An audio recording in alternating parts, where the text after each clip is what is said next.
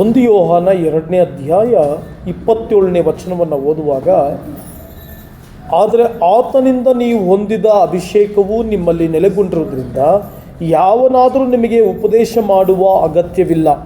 ಆತನು ಮಾಡಿದ ಅಭಿಷೇಕವು ಎಲ್ಲ ವಿಷಯಗಳಲ್ಲಿ ನಿಮಗೆ ಉಪದೇಶ ಮಾಡುವಂಥದ್ದಾಗಿದ್ದು ಸತ್ಯವಾಗಿದೆ, ಸುಳ್ಳಲ್ಲ. ತುಂಬ ಜನರು ಈ ದಿನಗಳಲ್ಲಿ ಒಂದು ದೇವರ ಅದ್ಭುತವಾದಂಥ ವಿಷಯಗಳನ್ನು ತಿಳ್ಕೊಳ್ಳುವುದಕ್ಕೆ ಕಷ್ಟಕರವಾದಂಥ ಒಂದು ಮರ್ಮ.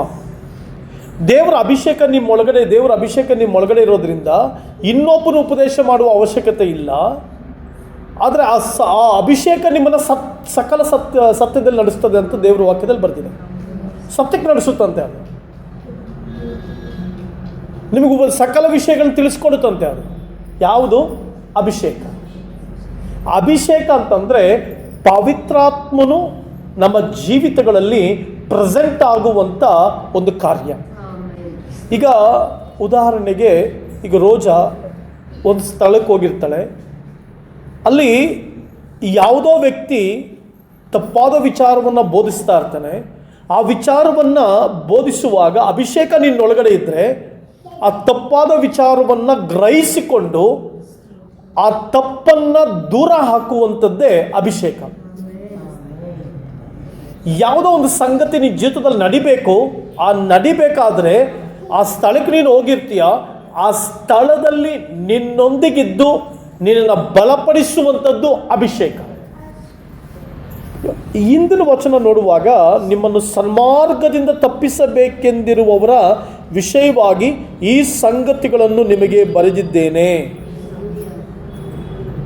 ನೋಡಿ, ಅಭಿಷೇಕ ಯಾಕೆ ದೇವರು ನಿಮಗೆ ಕೊಟ್ಟಿದ್ದಾರೆ, ಇಲ್ಲಿ ವಚನ ಬರೆದಿದೆ ಅಂತಂದರೆ, ಈ ದಿನಗಳಲ್ಲಿ ಸನ್ಮಾರ್ಗದಿಂದ ತಪ್ಪಿಸುವಂಥ ಅನೇಕ ಬೋಧಕರುಗಳು, ಸನ್ಮಾರ್ಗದಿಂದ ತಪ್ಪಿಸುವಂಥ ಅನೇಕ ವಿಶ್ವಾಸಿಗಳು, ಸನ್ಮಾರ್ಗದಿಂದ ತಪ್ಪಿಸುವಂಥ ಅನೇಕ ಸ್ನೇಹಿತರು, ಸನ್ಮಾರ್ಗದಿಂದ ತಪ್ಪಿಸುವಂಥ ಅನೇಕ ಜನರು ಪ್ರಪಂಚಕ್ಕೆ ಬಂದ್ಬಿಟ್ಟಿದ್ದಾರೆ.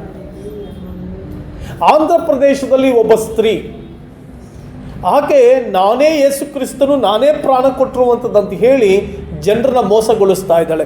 ಜನರನ್ನ ವಾಕ್ಯದ ಮಾರ್ಗದಿಂದ, ಸನ್ಮಾರ್ಗದಿಂದ ತಪ್ಪಿಸುವುದಕ್ಕೆ ನೋಡುವಾಗ ಅನೇಕರು ಅದರಲ್ಲಿ ಬಿದ್ದೋಗ್ತಾ ಇದ್ದಾರೆ. ಅನೇಕರು ಆಕೆಯನ್ನು ಹಿಂಬಾಲಿಸ್ತಾ ಇದ್ದಾರೆ. ಕಾರಣ, ಅವರೊಳಗಡೆ ಅಭಿಷೇಕ ಇಲ್ಲ. ನಿನ್ನೊಳಗಡೆ ಅಭಿಷೇಕ ಇರಬೇಕು ಸಹೋದರ ಸಹೋದರಿ. ನಿನ್ನ ಜೀವಿತದಲ್ಲಿ ಅಭಿಷೇಕ ಇರಬೇಕು, ನಿನ್ನ ಕುಟುಂಬದಲ್ಲಿ ಅಭಿಷೇಕ ಇರಬೇಕು, ನಿನ್ನ ಮನೆ ಒಳಗಡೆ ಅಭಿಷೇಕ ಇರಬೇಕು. ಯಾಕಂದರೆ ಅನೇಕರು ಸನ್ಮಾರ್ಗದಿಂದ ತಪ್ಪಿಸುವಂಥ ಉಪದೇಶಕರು ನಮ್ಮ ಮಧ್ಯದಲ್ಲಿ ಬಂದುಬಿಟ್ಟಿರೋದ್ರಿಂದ. ಸನ್ಮಾರ್ಗ ಅಂದರೆ ಯಾವುದು? ದೇವರ ವಾಕ್ಯದ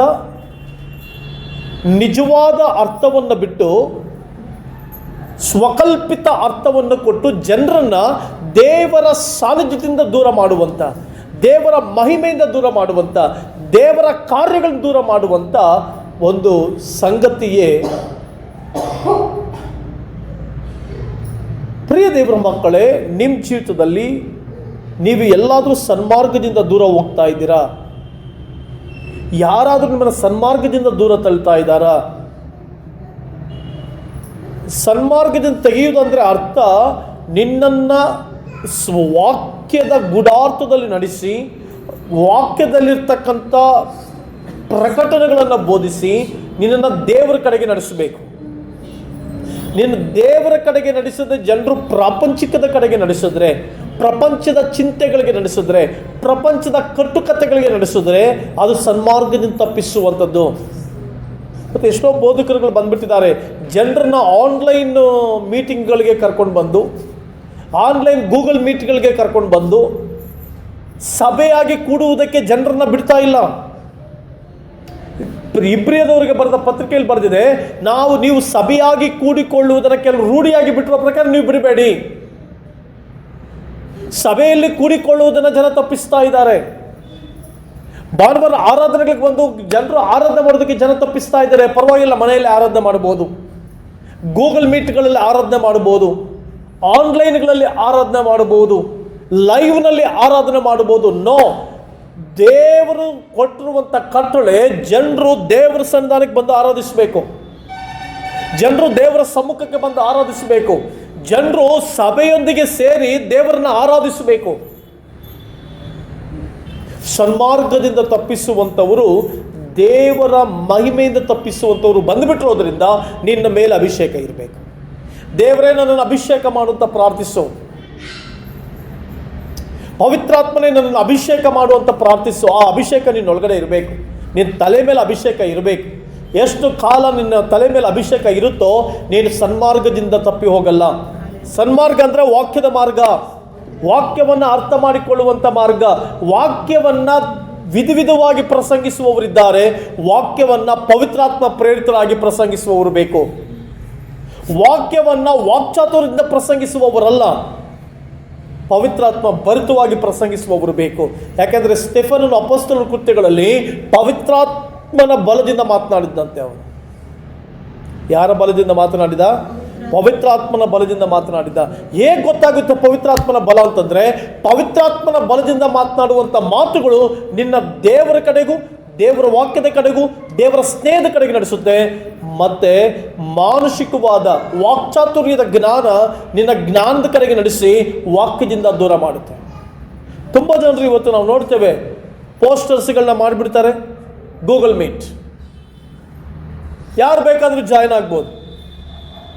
ಇಲ್ಲಿ ವಿಶ್ವಾಸಿಗಳು ಕುರಿಗಳ ಹಾಗೆ ಆ ವ್ಯಕ್ತಿ ಯಾರು, ಆ ವ್ಯಕ್ತಿ ಅಭಿಷೇಕಿಸಲ್ಪಟ್ಟವನ, ದೇವರಿಂದ ಕರೆಯಲ್ಪಟ್ಟವನ ಅಂತ ಗೊತ್ತಿಲ್ಲದೆ ಏನು ಮಾಡಿಬಿಡ್ತಾರೆ, ಎಲ್ಲದರಲ್ಲೂ ಅಟೆಂಡ್ ಆಗಿಬಿಡ್ತಾರೆ. ಕೊನೆಗೆ ಅವರ ಸಭೆಗಳಿಂದ ದೂರವಾಗ್ತಾರೆ. ಯಾವುದೋ ಒಬ್ಬ ವ್ಯಕ್ತಿಯ ಬಣ್ಣದ ಮಾತುಗಳಿಗೆ ಬಲಿಯಾಗಿ ಅಭಿಷೇಕ ಅಂದರೆ ಗೊತ್ತಿರೋದಿಲ್ಲ, ಪವಿತ್ರಾತ್ಮನೆಂದರೆ ಗೊತ್ತಿರೋದಿಲ್ಲ, ವಾಕ್ಯಗಳೆಂದರೆ ಗೊತ್ತಿರೋದಿಲ್ಲ, ತಮ್ಮನ್ನು ದೇವರ ಸನ್ಮಾರ್ಗದಿಂದ ದೂರ ಮಾಡ್ಕೊಂಡ್ಬಿಡ್ತೇವೆ. ಸನ್ಮಾರ್ಗದಿಂದ ತಪ್ಪಿಸದಂತೆ ಅಭಿಷೇಕ ನಿನ್ನ ಮೇಲಿರಬೇಕು. ಎಷ್ಟು ಜನರು ಇವತ್ತು ನಾವು ಅಭಿಷೇಕಿಸಲ್ಪಟ್ಟಿದ್ದೇವೆ? ಎಷ್ಟು ಜನ ವಿಶ್ವಾಸಗಳು ಅಭಿಷೇಕಿಸಲ್ಪಟ್ಟಿದ್ದೇವೆ? ಎಷ್ಟು ಜನ ನಮ್ಮ ಕುಟುಂಬಗಳು ಅಭಿಷೇಕಿಸಲ್ಪಟ್ಟಿದೆ? ನನ್ನ ತಲೆ ಮೇಲೆ ದೇವರ ಅಭಿಷೇಕ ಇರಬೇಕು. ದೇವರು ವಾಕ್ಯದಲ್ಲಿ ಬರೆದಿದೆ, ನಿನ್ನ ತಲೆಗೆ ತೈಲದ ಕೊರತೆ ಇಲ್ಲದಿರಲಿ. ಪ್ರಸಂಗಿಯಲ್ಲಿ ಬರೆದಿದೆ, ನಿನ್ನ ತಲೆ ಮೇಲೆ ತೈಲದ ಕೊರತೆ ಇಲ್ಲದಿರಲಿ. ಅದರ ಅರ್ಥ ಅಭಿಷೇಕದ ಕೊರತೆ ಇರಬಾರ್ದು. ಈ ದಿನಗಳಲ್ಲಿ ಅಭಿಷೇಕಿಸಲ್ಪಡಬೇಕು ವಿಶ್ವಾಸಿಗಳು. ಪವಿತ್ರಾತ್ಮನೇ ತಲೆ ಮೇಲೆ ಕೈ ಇಟ್ಟು ಪ್ರತಿದಿನ ಪ್ರಾರ್ಥನೆ ಮಾಡಿ, ನನ್ನ ಮೇಲಿನ ಅಭಿಷೇಕ ಸುರಿಸು ಸ್ವಾಮಿ,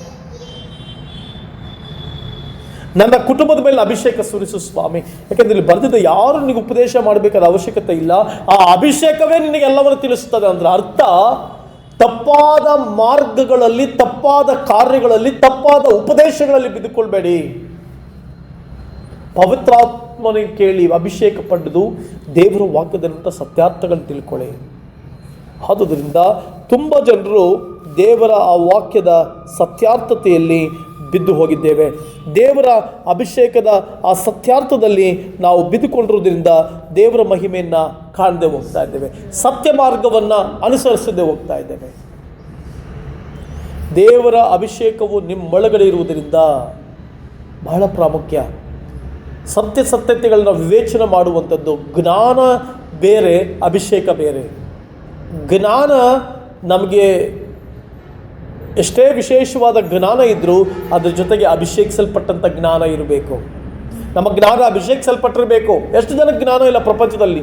ನಮಗಿಂತ ಜ್ಞಾನಿಗಳಿದ್ದಾರೆ, ದೊಡ್ಡ ದೊಡ್ಡ ಸಂಗತಿಗಳನ್ನು ಕಂಡಿಡಿದವರು ಇದ್ದಾರೆ, ವಿಜ್ಞಾನಿಗಳಿದ್ದಾರೆ, ಸೈಂಟಿಸ್ಟ್ಗಳಿದ್ದಾರೆ, ಮೆಕ್ಯಾನಿಸಮ್ನಲ್ಲಿ ಕಾರ್ಯ ಮಾಡಿದಂಥವ್ರು ಇದ್ದಾರೆ, ದೊಡ್ಡ ದೊಡ್ಡ ಕ್ಷೇತ್ರಗಳಲ್ಲಿ ಹೆಸರು ಮಾಡಿದಂಥವ್ರು ಇದ್ದಾರೆ. ಅವರಿಗಿಂತ ಜ್ಞಾನ ನಮಗೆ ಕಡಿಮೆ ಇದೆ. ಬಟ್ ಜ್ಞಾನ ಇರುವಂಥದ್ದಲ್ಲ, ಜ್ಞಾನ ಅಭಿಷೇಕಿಸಲ್ಪಡಬೇಕು. ಸೊಲೊಮೋನನಿಗೆ ಜ್ಞಾನ ಇತ್ತು, ಆ ಜ್ಞಾನ ಅಭಿಷೇಕಿಸಲ್ಪಟ್ಟಿತ್ತು. ಅದಕ್ಕೆ ಅವನು ಜ್ಞಾನ ಬಹು ವಿಶೇಷವಾಗಿತ್ತು. ನಮ್ಮ ಜ್ಞಾನ ಇರುವಂಥದ್ದು ಮುಖ್ಯ ಅಲ್ಲ, ವಿವೇಕ ಇರುವಂಥದ್ದು ಮುಖ್ಯ ಅಲ್ಲ.